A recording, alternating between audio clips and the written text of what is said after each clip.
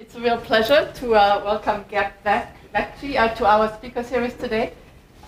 He started out as a mathematician from Rutgers with a BA and then got on to get his PhD at the University of Washington in physical oceanography in 2000. Then after postdoc, he spent basically his time between Princeton in various roles at NOAA at the Geophysical Fluid Dynamics Laboratory. And for a little bit more than a year, actually, he now has been a professor here at Princeton, both in geosciences and at the Princeton Environmental Institute.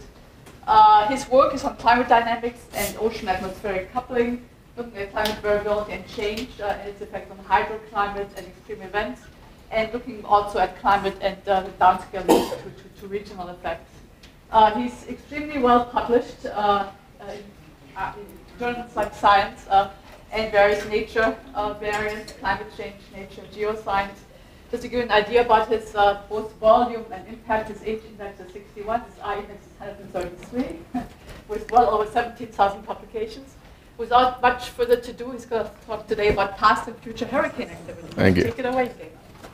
So, well, thank you. Thank you for hosting me here. This is great. I'm glad to have the opportunity to come all the way up the hill and cross Washington.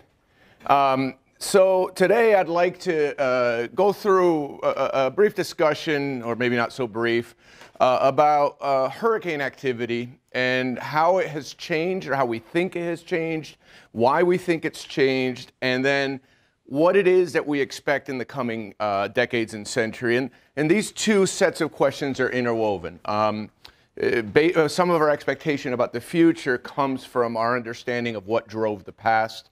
And so it's really important for us to be very confident, or at least try and be as confident as we can, about what it is that happened in the past and why it is that happened, in order for our predictions to be reasonable. Now, many of you, most of you, some of you, I don't know, were here in Princeton in 2012 when Hurricane Sandy came by, Superstorm Sandy, by the time it went over us, because it was no longer officially a hurricane. But you are probably have some level of firsthand experience about even some of the inland impacts of a hurricane. Hurricanes can have substantial impacts even far from shore, but some of its most devastating occur on shore. Here is the famous roller coaster that went into the water, and the Mantlocking bridge exit, where you have a Google Images picture before and after Sandy went by, and you see that there's a new waterway between the bay and the ocean. So even up here, even this far north, we can have substantial impacts from hurricanes, although some of the more notable impacts of recent have been further down in the tropics. So just to put a thing in, what's been happening recently in context, this is a time series from the National Hurricane Center's data. It's called the HURDAT data set, the Hurricane Database. And what is plotted each point here from 1851 to, in this case, I believe it's 2016, is the number of major, and this is major defined using the Safer-Simpson intensity scale, which categorizes storms based upon their maximum intensity, maximum wind speed. And the idea there is that although the impacts of hurricanes are complex and varied, maybe considering winds as a summary allows us to maybe group storms into more impactful and less impactful. And so major hurricanes are those categories 3, 4, and 5, or 50-meter-second winds and larger. 50-meter-second winds about 100 knots. For those of you, it's fast, it's uncomfortable. Beyond uncomfortable, if something gets picked up at 50 meters a second and hurled at you, you will not be happy about it, but it won't be for very long. Now this definition of major, of course, is a little bit, it's useful, but it fails to really capture all the ways that hurricanes can impact us. Because if you see over here, there is a peak in 2005 with 4 major hurricanes making landfall in the United States. That includes Katrina. And then afterwards, there's what was up till last spring, or maybe last August, referred to as the hurricane drought in U.S. landfalls.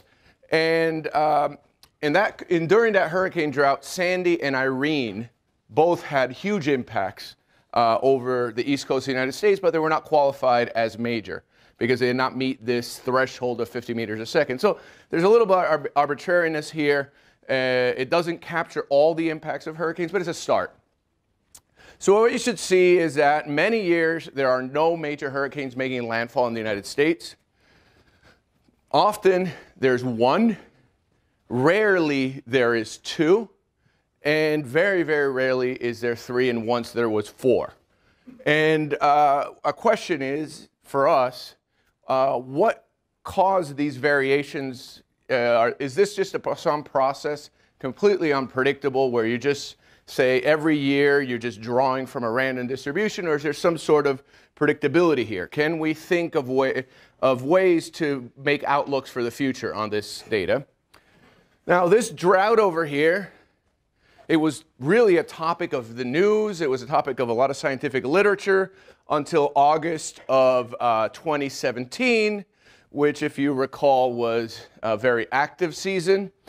We had Harvey, which had very intense rain impacts over Houston, parked itself just offshore of Houston, and the onshore winds were aimed right at the city. We had Irma, which was very impactful across the Caribbean and the Antilles, and making landfall in Florida. Fortunately, the track of Harvey the eye went largely over Florida. Had it not, storms spin this way, and had it tracked off the west coast of Florida, the way the winds would have blown would have given us a huge storm surge going into Tampa Bay, into the city of Tampa. So little track shifts of 20, 30 miles an hour make the difference between a really devastating storm and something that is almost unfathomable, which was what Irma could have been. And then, of course, Maria. Puerto Rico is still recovering and dealing with the impacts of Maria. I heard that the federal efforts to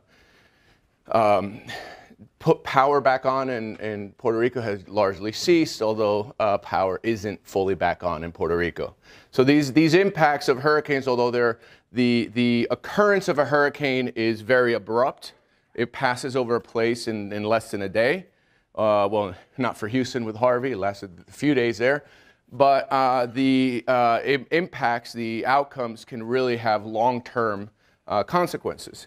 So in 2017, the story changed. We no longer were talking about the drought, although the papers that were in the publication process talking about the drought did get published. And now there's a lot of the zeitgeist has flipped again, and we're thinking about, is this global warming? Did global warming increase the odds of 2017? And I have two dots there, the big red dot, which is the official U.S. mainland landfalling, and because as we know, Puerto Rico is an island, very, very far away with oceans in between us and it. And so it is that little faint dot, that's Maria. So there's been a lot of U.S. landfalling hurricanes, and we want to know why. Now, it's not just in the North Atlantic that there are hurricanes, and not just in the United States that there are landfalls. I don't know how many of you have seen that Onion piece. It came out, I don't know, maybe 10 years ago. Large landmass south of Texas saves Texas from intense hurricane, right? It's sort of the perspective often in the United States that when a hurricane makes landfall in the Caribbean and Central America, that's somebody else's problem. But but there have been really, really impactful hurricanes. In 1970, there was a big, the Ebola cyclone, over 500,000 fatalities in what was then East Pakistan. And as I understand it, there was already tensions between East and West Pakistan, but this really helped tip the balance. And now we have Bangladesh and Pakistan. They've separated. Then in 1975, there was Typhoon Nina. This was the Ebola cyclone was largely a storm surge fatality. 1975, you had Typhoon Nina. And you had over almost 250,000 fatalities in mainland China. And it was due to big inland rain and successive dam failures, which led to fatality. So there's a lot of wind is one way that we measure storms, but you can start seeing that a lot of the impacts have to do with water, not necessarily directly wind, although some of the water impacts are mediated through wind, right? Storm surges in part blown by the wind. Oh, and I don't know what I did. I'm not going to touch this. Oh, no. There we go. All right, I'm going to go with this. And then in 2015, in the Western Arabian Sea, there was what up to then had been unprecedented. 2 late season in the West Arabian Sea. There are 2 seasons for hurricanes, one before the monsoon, one after. 2 late season hurricanes, major hurricanes, and then made landfall in Yemen. I was unaware, and many of us were unaware of anything recorded like this. Since then, I've made acquaintance with somebody here at Princeton who's an expert in sort of Yemeni history, among other things. And I'm going to go follow up with him and see if there's any historical evidence going back longer term. All right, so I've been talking about tropical cyclones, just get us all centered. Tropical cyclones are large-scale storms that rotate. They're symmetric. As you can see here on these maps, if you see these, sort of the clouds are very symmetric radially, as opposed to our winter storms that pass over the United States, which are much more asymmetric, comma-shaped. And they form over warm oceans on our planet. I put warm in quotes because there's no absolute threshold for warmth. That'll be one of the cases I'll try and make. And they exist because of a feedback between evaporation, wind speed, and rainfall. So the ultimate source of energy for these storms is the condensation of water in the column of air right above the center of the storm. You condense water, you release heat into the atmosphere. That expands the atmosphere, lowers the pressure. You have a low pressure that drives a cyclone. And then when you have that drives strong winds, those strong winds evaporate the water underneath the storm and converge water that give you more water to fuel the storm. That's sort of the feedback. And they have a number of local names. A tropical cyclone in general, it's what it's called, although if it happens in the Atlantic or the East Pacific, it's known as a hurricane. If that East Pacific storm crosses the date line, it becomes a typhoon when it's in the West Pacific. And in the southern hemisphere and Indian Ocean, they're known as cyclones. But it's exactly the same phenomenon, just happens to live in a different place. So those are the things we're looking at. If you look at the distribution of genesis, so this is over the period 1979 to, I believe I did 2010 in this plot, is the location of where storms were formed in the little blue dots. And the shaded area with the yellows and reds indicating warmest waters is the surface temperature of the ocean where those, well, everywhere. And what you should notice is that, well, there's 2 patterns. Anybody see one pattern? They're not randomly distributed, but do you see anything here? There's nothing at the equator. So these storms draw their rotation from the rotation of the Earth, and the equator is parallel to the axis, so it doesn't get that. And then the other pattern you should see, I hope you would see, is that they happen over the warmest waters. So we need warm water and we need rotation. Those are 2 sort of necessary conditions, but it's not enough. Cyclones need a calm environment. They need, there's this idea, it's vertical wind shear, which is a difference in wind speed with altitude. Too much vertical wind shear will tend to rip a storm apart. Although just the right kind of wind shear, Morris Bender, they wrote a nice paper where just the right type of wind shear will actually help keep the storm alive. But anything else is bad for the storm. And you want a moist middle troposphere. So there's a number of factors. We have fundamental theories for hurricane, well, for aspects of it. Most of the rest is either heuristics or quasi-physical heuristics, where, but for this is real theory, and it is the theory for potential intensity. It's the theoretical upper bound on the intensity of a hurricane, and the way it can be understood, the way you want to derive it, it takes days and days to really understand what's going on. But the way it can be understood is using a Carnot heat engine analogy, where there are two terms. This term here on the left, which is surface temperature minus upper atmospheric temperature divided by upper atmospheric temperature, is an efficiency term. It's how efficiently the storm, the hurricane, this heat engine converts energy into motion. And then this K star minus K is a difference between two enthalpies, two entropies, two heats near the surface of the ocean and right above it. And what that is the fuel source term. When you have a lot of fuel at the surface of the ocean, then you can start driving this heat engine. But the rate at which energy is converted into motion is limited by this efficiency term. And so that's how you can think about it. And these two terms, as you look at them, the fuel term, the one on the right, increases as the ocean warms. And oftentimes when we start thinking about the impact of global warming on hurricanes, at least initially for me and for many people intuitively, we think about this fuel term. You warm the planet, you have more fuel, you should drive stronger storms.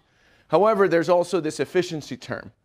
And this efficiency term does increase as you warm the planet, the same way you can run your engine hotter. You can run your engine more efficiently, right? That's why you want to, when we're thinking about ceramic engine blocks, other things. However, it also decreases, this efficiency decreases as the upper atmospheric temperature, the bath temperature, gets warmer. So you notice that your car runs more efficiently in winter than in summer. Is because the environment is colder in winter than in summer. The engine to environment temperature difference is larger. And so the best environment for a storm is a warm surface in a warm upper atmosphere. The issue with that is, in interpreting global warming, that sure enough, global warming does warm the surface, but it also warms the upper atmosphere. And it warms the upper atmosphere by more than it warms the surface. And that's because the upper atmosphere reflects both the warming, the sensible heating of the surface, and also the increased moisture in the atmosphere. Moisture is energy in the atmosphere. Okay? So intuitively, thinking not much at all, you might think that the fuel term is the only term to pay attention to, but this efficiency term does come along. So this is how I got into hurricanes. It was this figure by a paper by Carey Manuel. It was, I think, from the point of view of finding correlations and trying to infer them for causation, I found that amazing. It was originally a paper in 2007. This is the update from paper from 2005. This is the update from 2007. Shown in blue is the surface temperatures of the ocean in the tropical Atlantic, where hurricanes form, what we know as the main development region, the MDR. And starting in 1950s to the mid-2000s, they're low-pass filtered to highlight the low-frequency variations. You see that they kind of dip down and they come back up with wiggles. What is incredible about this figure is the green line, which is the power dissipation index. It's the sum of the wind speed cubed across all records of hurricanes in the Atlantic. So it's an aggregate measure of hurricane activity. And they look like each other. Every time I look at this figure, I have to figure out which one is which because they look so much like each other. The R squared there is 0.75. 75% of the variance is explained by one is explained in the other. In geosciences, we never see correlations this good. There's just too much going on in the system. And when you see this large of a correlation, it just makes you think, well, there's got to be causation here. These have to be causally connected. And thinking, well, the fuel term moves up and down like this blue line. So maybe that green line is reflecting the fuel term. And this is when I was thinking about it, and then I said, well, a lot of us were thinking, wait a second, okay, if that fuel term looks like surface temperature, we know surface temperature to continue to warm. 2005, we had just had 2005 with Katrina and Rita and all those storms. Holy smokes, what's going to happen in the future? And so we started asking the question because it really looked like a dramatic period where we're going to go into some unprecedented hurricane activity. However, and this is a summary plot that I made after doing a bunch of research with my colleagues, Brian Soden and Kyle Swanson. Atlantic surface temperatures aren't the only way to understand hurricane activity. And to illustrate that, I'm just going to plot, in the black line here is a that hurricane activity index that Kerry Emanuel plotted. I replot it here both ways. The red line is surface temperature in the Atlantic, so it's an equivalent plot to what Kerry Emanuel showed. And what you should see is, again, that they match really, really well. So that surface temperatures are a good explanatory variable, at least over this period for Atlantic hurricane activity. But in the bottom, I will plot a different potential explainer. And what's shown here in blue is this quantity which we call relative Atlantic surface temperature.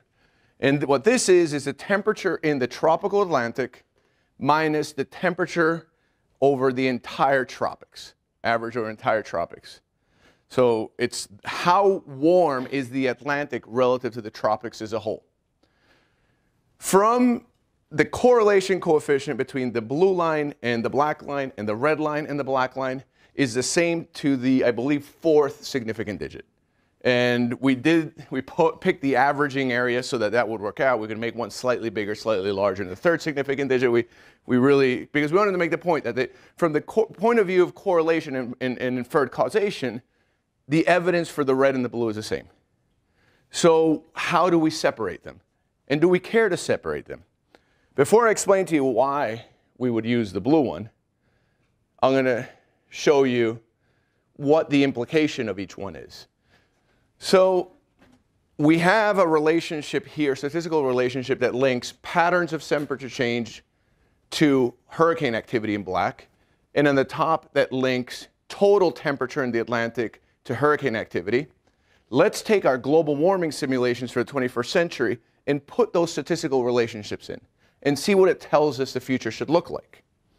We have two lines, two families of possible futures. The top one is taking the statistical relationship over the 1950 to 2007 period and projecting it forward using dynamical climate models. And what you see is a future that by the end of the 21st century, the lower bound is higher than anything we've seen at the end of the 20th century. And that includes the 2005 hurricane season with Katrina, Rita, all those impacts.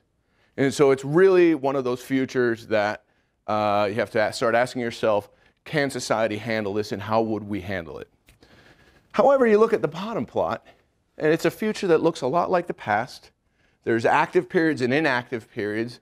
And what that reflects is that although the planet is going to warm, the Atlantic will sometimes be warmer, sometimes be colder than other oceans, and this thing will slosh around.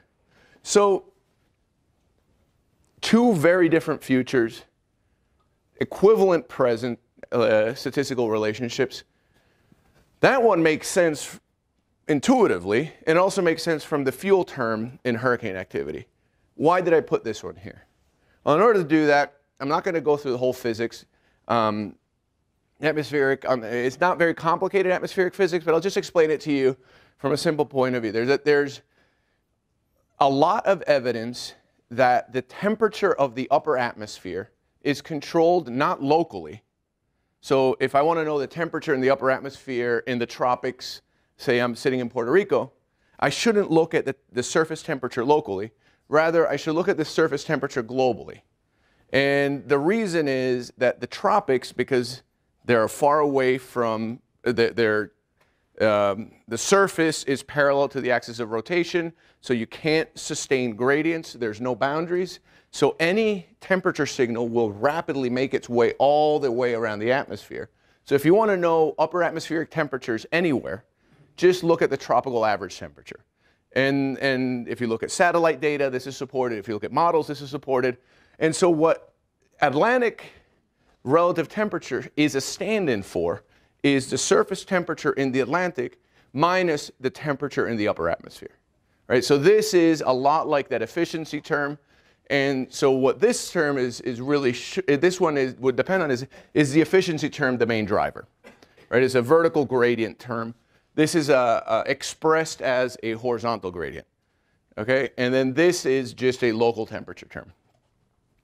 Okay, so they both are equivalent over the past 60 years. How can we tell them apart? We could wait 40 years, but that's not really, I mean, that's boring. Or we could travel back in time. So one way to travel back in time is these hurricane records. Remember I showed you with data going back to 1851? Well, why stop at 1950? Let's go back to 1870s. And the reason I'm not going to go not to 1851 to 1878 is that in 1878, the Congress tasked the U.S. Signal Corps, which is the predecessor of the National Weather Service, with tracking all storms in the Caribbean, in the Atlantic, and the Gulf of Mexico. And so the Signal Corps and now the Weather Service have been doing the best they can at tracking those storms. So what we have here is a series of stacked time series starting in 1878, moving to the early 2000s. They're all low-pass filtered to highlight low-frequency variability. The top plot is global mean temperature. Just to set our ground, global average temperature has warmed. I think it's unambiguous that the planet has warmed over the past century. That's reflected over there. There are periods where the planet has warmed more rapidly, periods where the planet has warmed more slowly, and even periods where the planet has cooled temporarily. But on the long time scale, the planet's warmed. That's global warming. Large part, that's due to increasing greenhouse gases. Tropical mean surface temperatures, shown in the next green line, look a lot like global temperatures, although they have a lot more wiggles. And that's because you're looking at a region, you're not looking at the globe. The globe, there's a lot of cancellation of all these variations. But there is a significant trend. The next plot is if you go to the National Hurricane Center, download the hurricane database, and just count the number of storms every year, the number of hurricanes every year. It's almost a trivial task. I managed to do it. I'm sure you can too. And what you find is an incredible correlation between the number of Atlantic hurricanes recorded and Atlantic surface temperature. They both share, in a normalized sense, the same trend. They have very equivalent variations. And so it's really sort of tempting to interpret this one as arising from that one. It doesn't make sense to interpret the surface temperatures arising from the hurricanes. You can work out why not, but trust me, you can't. So if there's causation, it's going from surface temperatures to hurricanes. But that's not the only possible interpretation. That's the number of recorded hurricanes. The number of recorded hurricanes is not the number of hurricanes that happened. It's the number of hurricanes that happened and somebody recorded, right? This is two very different things. And the reason it's different is here's a map of typical hurricane tracks in the Atlantic. Here's Africa, South America, the United States. And here on a similar projection are typical ship tracks in the pre-Panama Canal era, the Panama Canal era to World War II, and the World War II era to 1965, which we know as the satellite era. That's when we have monitoring with satellites. And what you should be able to see, particularly in the pre-Panama Canal era, these look like mirror images of each other. Right? This is like a negative space of that. Now, it wasn't that the ships were avoiding the storms. It's just that it doesn't, economically, it didn't make any sense for the ships to go over here and then cut back against the winds to sail underneath the two capes. Right? So if they were going to the Indian Ocean, they would hug Africa, go just east of Brazil, and then cut across. In the same way if you're going down south of South America. So ships were not going where storms were typically. And so what we did is we built a simulator of what storms would have been seen or missed by the ship tracks of every year going back from 1878 to the beginning of the satellite era. And you can then build up a probabilistic assessment of how many storms were missed. And what you end up with here is this is now, the red line is the number of hurricanes going back to 1878 adjusted for likely missing storms. And if you see on sort of decadal timescales, these two are very similar, but the difference is they have very different trends. One of them has a positive trend, an increasing trend. The other one has a slight non-significant decreasing trend. Now what that means is, comparing these two, is that the recorded hurricane increase in the Atlantic is entirely consistent with what you expect from changing observing practices. So we can't say hurricanes increase in the Atlantic, even though recorded hurricanes very definitely increased in the Atlantic, right? It could be that we just missed them. Unfortunately, if we miss them, we're not going to find them. They're just not there. And so that's an uncomfortable position to be in. Now, what we can do is we can look at U.S. landfalling hurricanes. U.S. landfalling hurricanes exhibit a slight negative trend like the adjusted count, while the raw hurricanes exhibit a positive trend. We're now in a simpler world if we keep the red line, because we'd only have to explain why basin-wide change, not why the fraction of basin-wide making landfall in the U.S. went in different directions, right? So, and then finally, if we look at relative sea surface temperatures, it's better related to adjusted hurricane counts than it is to raw counts. Meanwhile, tropical Atlantic surface temperatures are better related to raw counts. So if you look at the century scale data, the evidence is in favor of Atlantic temperatures if you believe that we've seen every hurricane that was there. If you take into account changes in observing practices, then the support is more now for the pattern of ocean temperatures mattering. So that's one bit of data. This is some new work that we've done. We've extended this analysis to look at now major hurricanes, category 3, 4s, and 5s. And perhaps unsurprisingly, what we find is that if you look at the recorded number of major hurricanes, this thin gray line here, there's been an increase over the 20th century. However, that is, again, entirely explainable by changing observing practices. So we haven't had a recorded increase that is large enough to exclude the potential that changing observing practices cause it. So it's not clear that hurricanes have actually increased in the Atlantic. All right, so that's observational evidence. The other bit of evidence that you can bring to bear are models. So everybody runs models, everybody builds models. I believe the models we use are probably different from many of the models you use. So they're not fundamentally statistical. Rather, they are discretized representations of the physics of the atmosphere, ocean, land, and sea ice run on a computer. However, they do include statistical elements, which we call parameterizations. These represent things that we either don't understand fully, like the conversion of water vapor into droplets in ice inside clouds, or which happen at scales much smaller than we're able to represent, such as atmospheric convection and oceanic convection. However, we can run these models in a number of configurations. This is what we do, what's often done. Some of you have probably looked at the IPCC models or the CMIT models, and these can tell us something about the change over the 21st century. However, until very recently, computing power limited the ability of these models to explicitly represent hurricanes. So this orange graticule here is 2 degrees by 2 degrees, and it's sort of representative of the capability, the resolution of models up to about very recently. And this is Hurricane Rita, one of the largest hurricanes in the Atlantic. And what you can see is that inside a single grid point, you'd have to represent the hurricane eye, sort of the initial rain bands and eye wall, and then even some of this outer rain bands. So there's no way that with a 2 degree by 2 degree model where you can only have one number in here for cloudiness, you're going to represent this hurricane, right? Because you have descending motion here, ascending motion there, descending motion there, ascending motion there, and you get one number to represent it all. It's not going to be represented. However, what these models are able to do is tell us about the large-scale environment in which these hurricanes are operating. And so that's what we did. We looked at how these models say in the 21st century, the large-scale environment in which hurricanes would behave, would evolve.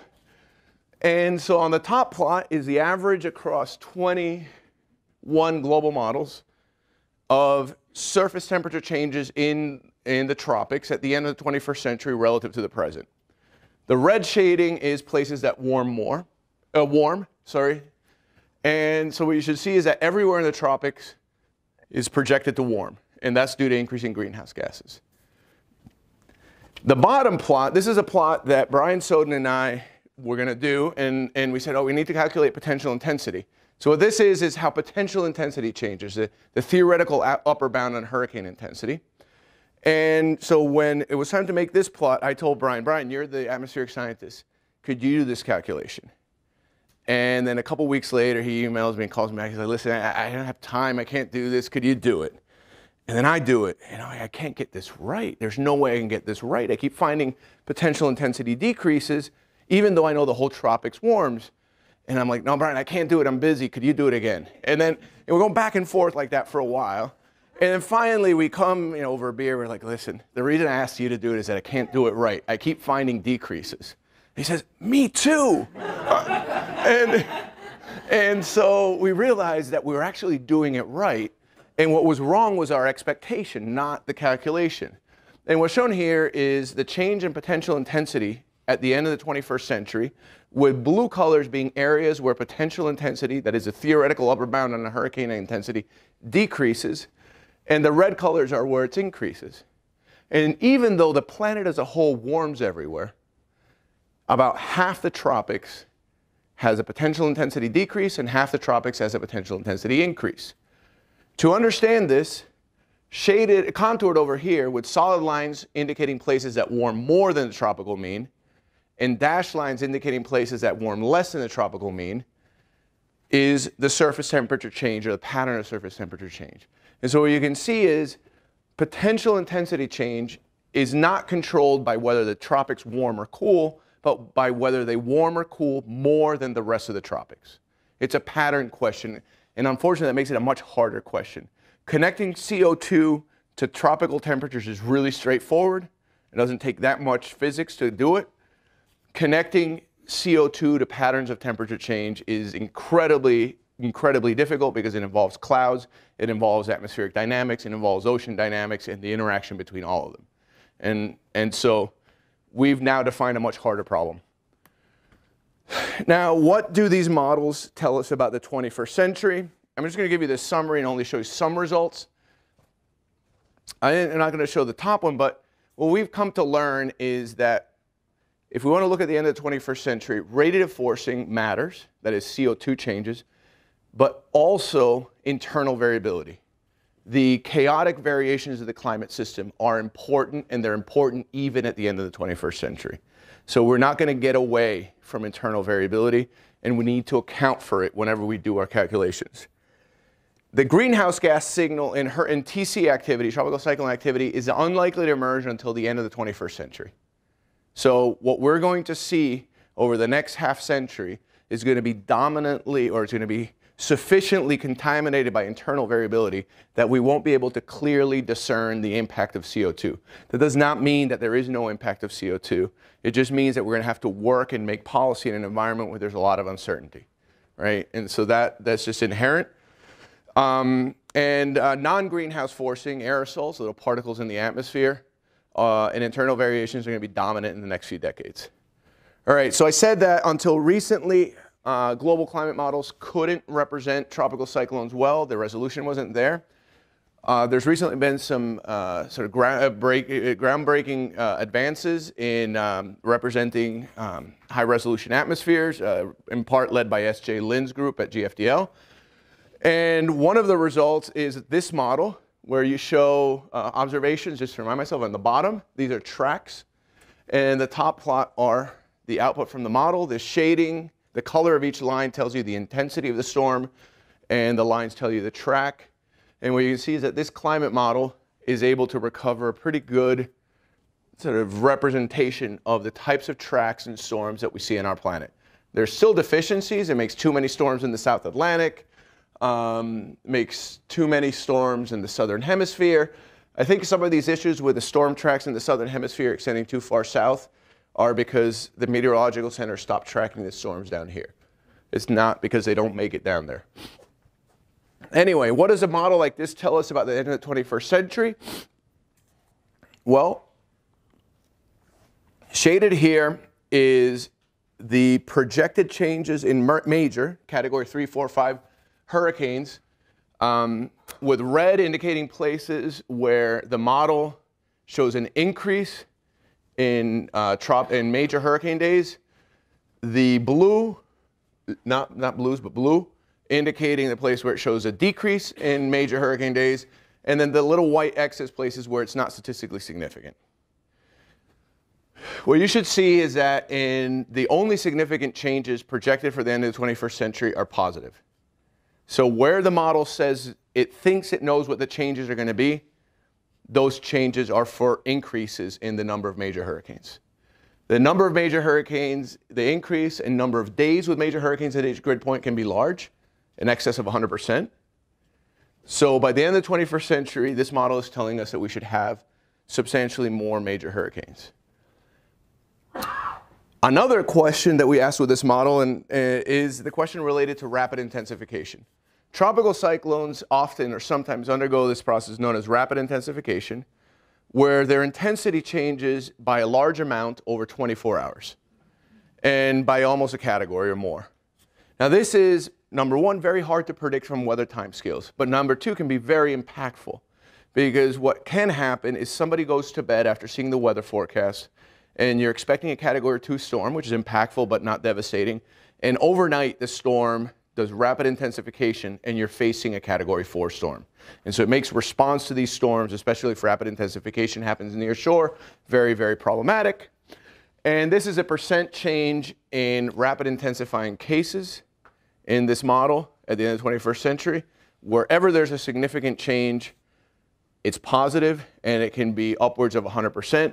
So we're looking at the end of the 21st century, a situation where we're going to have stronger storms according to this model, and those storms are going to approach that high intensity very rapidly.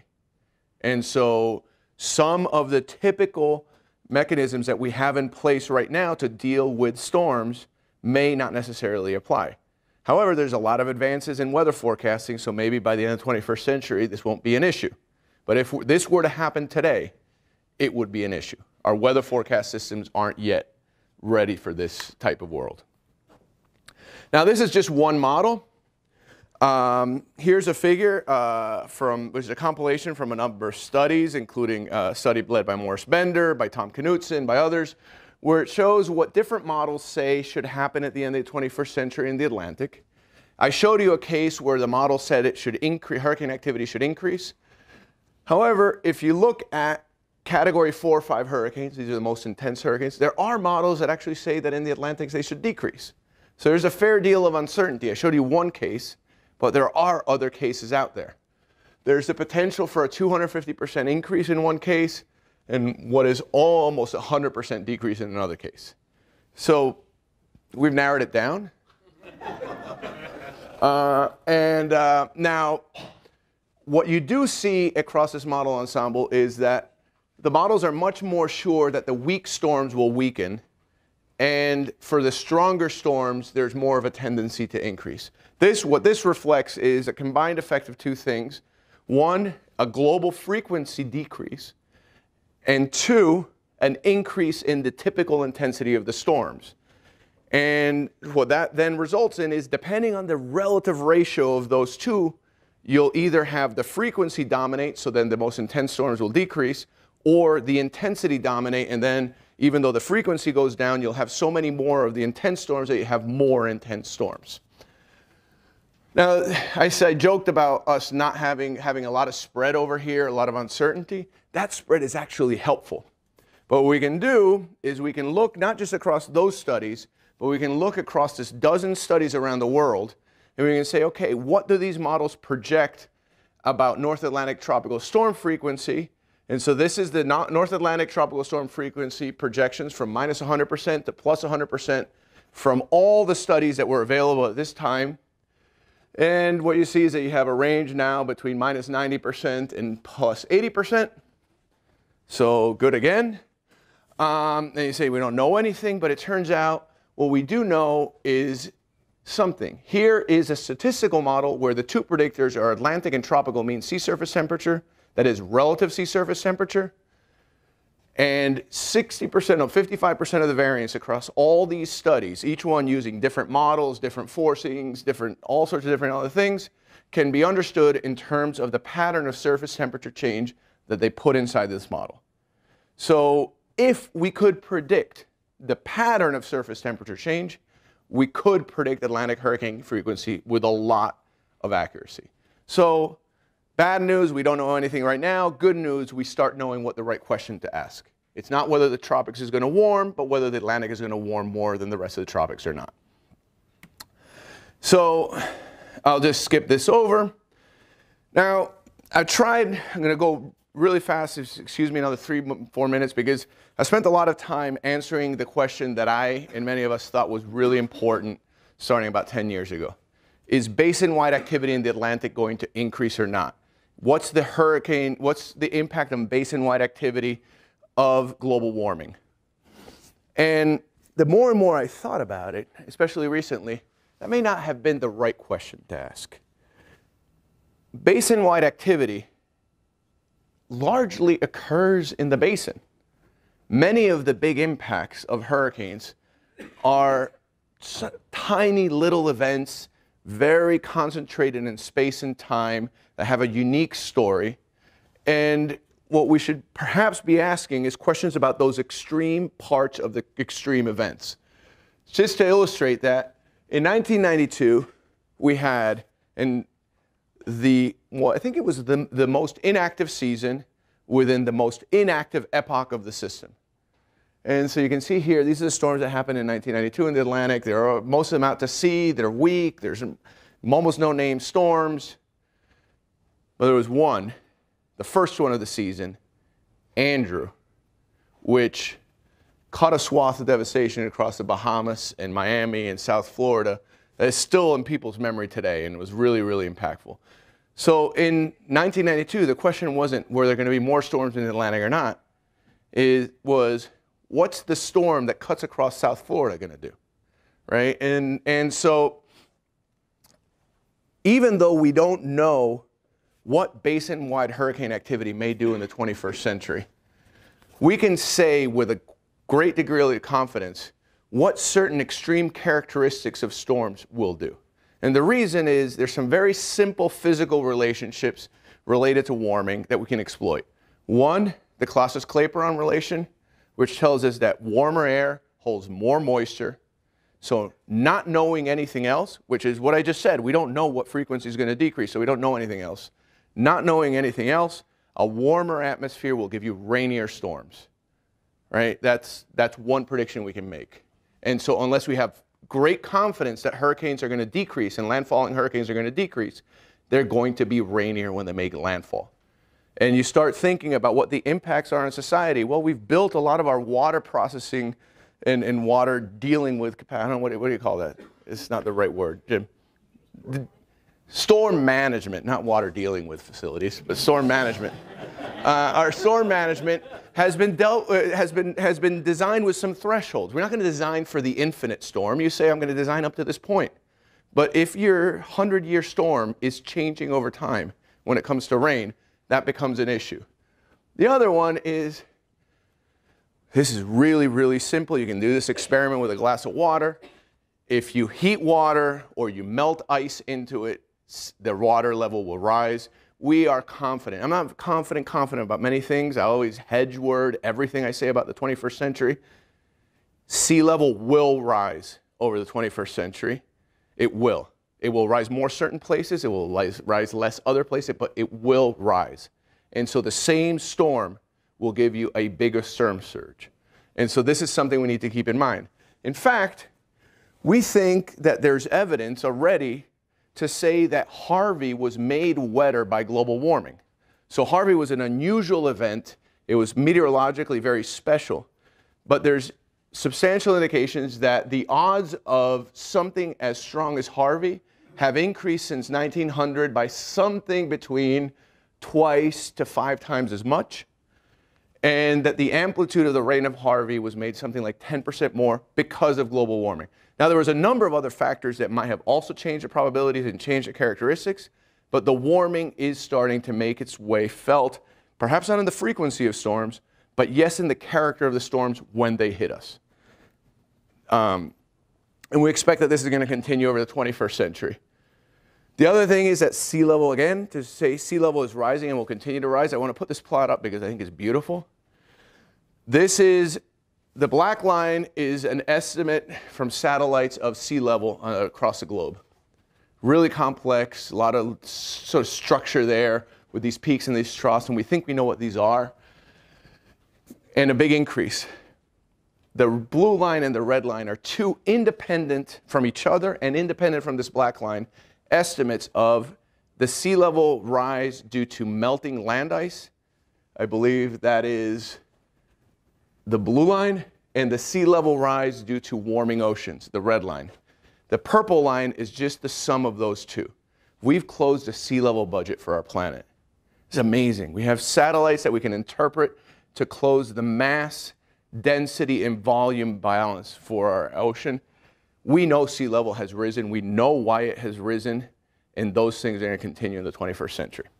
Anyway, just to summarize, it's premature to conclude that we've seen Atlantic tropical cyclone change due to CO2, although the impacts of the cyclones may already be changing due to CO2. Models allow us to estimate hurricane activity changes. We've come to learn that the pattern of surface temperature change is the dominant thing to keep in mind, not just the overall warming.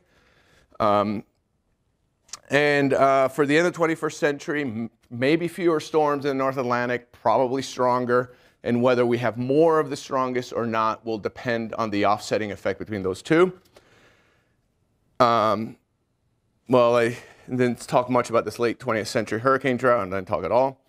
And this is really the take home. There's a lot of uncertainty and really interesting physics to be done up here.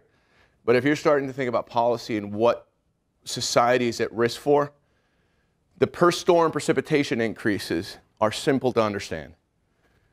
Sea level rise is simple to understand, and its effects, at least to 0th order, are simple to understand. And demographic changes, I'm not a demographer, but I've met people, and they tell me that the movement of people to coasts is a pretty robust thing and is likely to continue. And so as all these other factors are tilting the odds against us, so are some of our demographic changes. And so how do we make decisions in the coming century? How do we incorporate some uncertain information with some more certain information to make good decisions? Well, it's not my job yet. Thanks.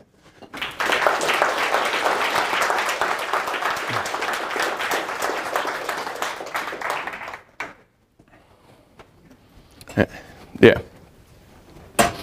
So, just so I understand, the reason the pattern of temperature differences matters is because the broader change reflects the higher... The upper atmosphere? The upper atmosphere, therefore the difference, and therefore... Yeah. So why do you think you found, why was there essentially the same pattern of change recently in total, in surface warming and in the difference? Because you said basically both, you could put these lines on and, yeah, and they seem to track each other, and it doesn't seem really coincidental. No, it's not. Oh, please don't go away. If you look, no, this is not the right way to look at it. If you look at the red line and the blue line, they're very, very similar. But if you start teasing them out, the red line starts out slightly below the equator, and the blue line starts out slightly above the equator. The reason they look so similar is that the variations, so the wiggles, have been larger over this past, say, 50 years than the trend. And so when you look at this time series, or when the statistics look at this time series, they pull out first these wiggles, and those have been those are local in character, and the overall warming is global in character, and that is picked out second. So did that help at all? Yeah, but what you're saying is that they just look like they're correlated with each other, and not really? Well, they definitely are correlated with each other because they share one element, right? So this is A minus B, this is A, and B is the trend, right? And so what you're seeing is that B, at least over this period, is small. But when you go to the end of the 21st century, the trend is big. So, yeah, back. So I'm not a scientist, and I find this particularly compelling, your data, having lived in New Orleans and been there during the year of Katrina. And one of the puzzles that we experienced that year was that the earlier hurricane seasons, first of all, there was a historically early hurricane, and it was said to be barely a Category 1, that actually inflicted quite a bit of damage. In the years preceding Katrina, having been there for 20 years, in the years immediately preceding Katrina, our evacuation activity increased as we saw these storms coming in that had the potential, because you don't know what it's going to hit as. And so my question for you is whether it is also time as you do these analysis to rethink the Saffir-Simpson scale, the scale of the 1 to 5. Because what we're seeing rain events, we're also seeing wind gusts that have the potential to shut down the power grid, which is what happened in a Category 1 storm.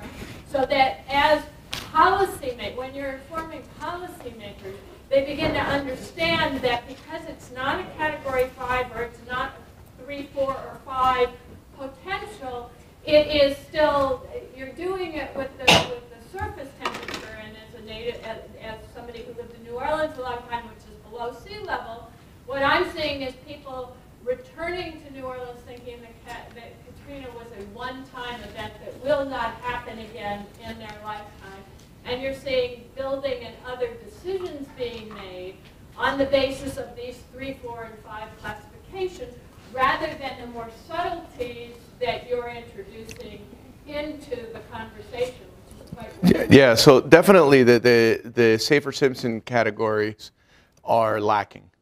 And so James Doney, who is at NCAR, has done a lot of work funded in part by folks in the reinsurance industry to come up with a more relevant but compact way of communicating how potentially impactful the storm is. He's made some headway. Unfortunately, because the more we learn about storms, the more we realize that they have many ways to hit us. I'm not sure we'll ever hit with one singular thing, but you have this trade-off. You don't want the language you use to communicate risk to be so complex that people tune out, but you don't want it to be so simple that people miss the real information. And I think that there are experts in communication out there that aren't necessarily being brought in early enough in the process. I don't know. There should be ways to better do it. The other one is we tend to forget that there are, once a storm stops being tropical, people maybe lose it in mind. And we can see that once a tropical cyclone becomes extratropical, it can have big impacts. So, I think this is a work in progress, and how to communicate this risk is huge. I think I heard you say that we're getting as much warming in the upper atmosphere as the lower atmosphere, but I thought there was agreement. I thought we're getting much more warming closer to the surface than in the upper atmosphere. It's the inverse. We should expect more warming in the upper atmosphere than at the surface. This is known as the lapse rate response. And the reason for this is that the upper atmosphere warming reflects, first, the warming of air near the surface, a temperature warming of air near the surface that then is communicated to the upper atmosphere. And secondly, the increased moisture holding capacity of air near the surface that then is communicated in the upper atmosphere as temperature when that moisture condenses. So you get about 2 degrees of upper tropospheric warming for every degree of surface warming. At least theoretically and in year-to-year variations. There is one controversy, which is known as the tropical lapse rate controversy. If you look at some satellite data, it's not clear that the upper troposphere in the tropics has been warming, although that probably has to do with the satellites. It doesn't have to do with the atmosphere. I think the atmosphere knows physics. The satellites know different physics. Yeah. If your upper temperature is higher quickly, isn't it your T0 is increasing higher? Your efficiency factor is less. Yeah, and so then the storms become weaker. So unfortunately, we'd have to get really into the weeds of potential intensity, and it gets even worse than what you're saying because it's an implicit function, and you have to evaluate something at the radius of maximum winds, and you don't know the radius of maximum winds until it gets really a mess. And the only way to know what potential intensity change is going to be is to actually calculate it. And the other problem with that is that's the speed limit of a storm. And I'm not convinced that the speed limit of a storm is what matters for the speed of a storm. The analogy I think of is Route 1. If you want to think about how fast my car is going, it's not the speed limit. It's how fast I can accelerate in those gaps between when one stoplight turns red and the next one, you know. So what I think is going on at the end of the 21st century in some of these simulations is that the storms are rapidly intensifying. And so they're approaching their speed limit more rapidly. And so between when they're in these really narrow gaps of favorable environment, they can really take advantage of them. But storms are really, really tough. So, everybody good? I can't see anything. Yeah. Simple questions to come back to this time series that are very interesting and a very striking correlation. But another way to look at the causation is also look at phase differences among the two. And looking now at the blue series with the black, you see, I mean, actually for certain event, you look at the blue series is preceding the black now, on the principle that the causation have to precede the effect or the effect to follow. So, did you analyze? So, yeah. So what we did was this is only one filtering. We actually analyzed unfiltered data and filtered with different filters. Monthly data. Yeah, and this relationship holds on all time scales, seasonal and upward. This one only holds for certain filterings. So you have to filter very narrowly to get this relationship. If you make the filter too low, it breaks, and if you make the filter too high, it breaks. And one thing I didn't show, that was the data through 2008, 2007. We've had 10 more years. And this blue line over here is the extension of the data over the last 10 years. And you see that the intensity the hurricane activity has decreased, almost popping outside of the range of where it should be. Meanwhile, again, this is the decrease. The observed hurricane activity is well within the range. Then the other thing that we've learned, there's been a reanalysis of hurricane intensity. And people found that in the 1960s, the storms were more intense than we had originally thought they were. And so the back end of the time series has dipped down, or the front end and the back end has been lifted up in the last 10 years. So I think that the evidence has gone more for the bottom interpretation than the top as we learn more. But we'll see. Yeah. Jane. The plot with the rapid intensification changes preceded by the plot of changes in frequency, I think. I was surprised that looked like the changes in rapid intensification were like perhaps more significant than the changes in frequency. Like, Yeah. is there a physical reason why you think we might be able to have more confidence in a change in rapid intensification rather than a change in frequency? No, what I think that reflects is purely an estimate of statistical significance. I don't understand rapid intensification. I don't think there's anyone who, if they're honest, understands it in a general sense. After every time rapid intensification happens for a storm, there is a wonderful story, a just so explanation as to why it happened in that case. But it's one of the hottest topics in hurricane research. And next week there's going to be the American Meteorological Society this is the annual hurricane meeting down in Florida. And I don't, how many dozens of talks on RI are there? I don't know. And so this is more statistically significant. I still don't fully understand it. Yeah.